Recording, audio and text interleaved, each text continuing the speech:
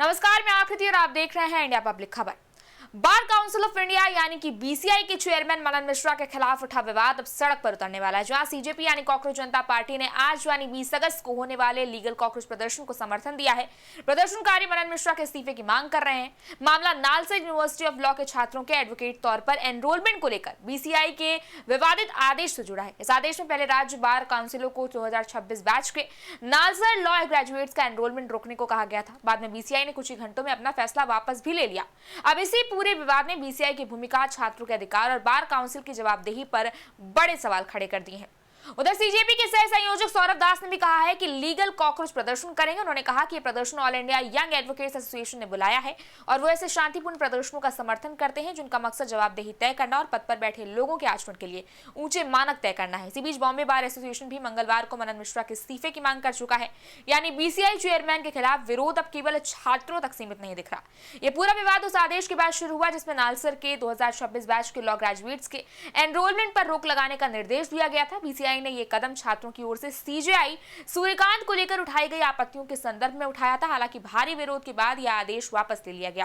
पूरा मामला तब शुरू हुआ जब नालसर के कुछ छात्रों ने यूनिवर्सिटी के कुलपति, रजिस्ट्रार और शिक्षकों को पत्र लिखा। छात्रों ने दीक्षांत समारोह में सीजेआई सूर्यकांत को मुख्य अतिथि बनाए जाने के प्रस्ताव पर आपत्ति जताई थी। छात्रों ने सुप्रीम कोर्ट में 20 जुलाई को जंतर मंतर पर छात्र प्रदर्शन के दौरान कथित पुलिस ज्यादती से जुड़े मामले की सुनवाई के दौरान सीजेआई की कुछ टिप्पणियों का हवाला दिया था। इसके बाद बीसीआई ने छात्रों के खिलाफ कड़ा रुख अपनाया।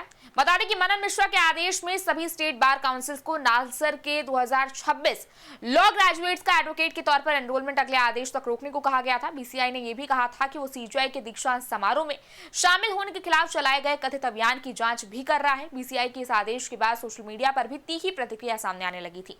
सीजेपी के संस्थापक अभिजीत दीपके की ओर से प्रदर्शन की चेतावनी दी गई। इसके कुछ ही घंटे बाद बीसीआई ने अपना फैसला वापस ले लिया था। संशोधित आदेश में कहा गया कि छात्रों के विशाल बहुमत को कुछ लोगों के कथित कृत्यों के लिए जिम्मेदार नहीं ठहराया जा सकता। इसके बाद जब ये विवाद बढ़ने लगा तो सीजेआई सूर्यकांत ने भी बीसीआई के इस रुख पर कड़ी आपत्ति जताई। उन्होंने कहा, छात्रों के शांतिपूर्ण और कानूनी तरीके से अपनी बात रखने के अधिकार में दखल देने का बीसीआई को कोई अधिकार नहीं है। सुप्रीम कोर्ट ने बीसीआई और सभी राज्य बार काउंसिलों को भी छात्रों या फैकल्टी के खिलाफ इस मामले में दंडात्मक या आपराधिक कार्रवाई करने से रोक दिया।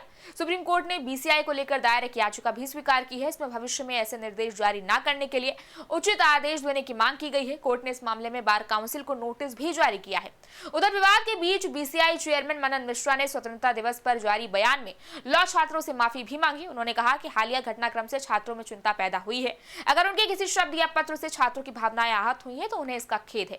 ऐसे में अब आज यानी 20 अगस्त को ये लीगल कॉकरोचों का प्रदर्शन इस विवाद को एक नया राजनीतिक रंग दे सकता है। एक तरफ प्रदर्शनकारी इस्तीफे की मांग पर अड़े हैं तो दूसरी तरफ बीसीआई पहले ही अपना विवादित आदेश वापस ले चुका है और चेयरमैन माफी तक मांग चुके हैं। फिलहाल तो अब देखना यह है कि लीगल कॉकरोचों का यह हल्ला बोल यहीं थमता है या फिर बीसीआई के खिलाफ विरोध और तेज होता है। इस बारे में आपकी क्या राय है, आप हमें कमेंट सेक्शन में जरूर बताएं। इस वीडियो को लाइक करें, शेयर करें, चैनल को सब्सक्राइब करें। शुक्रिया।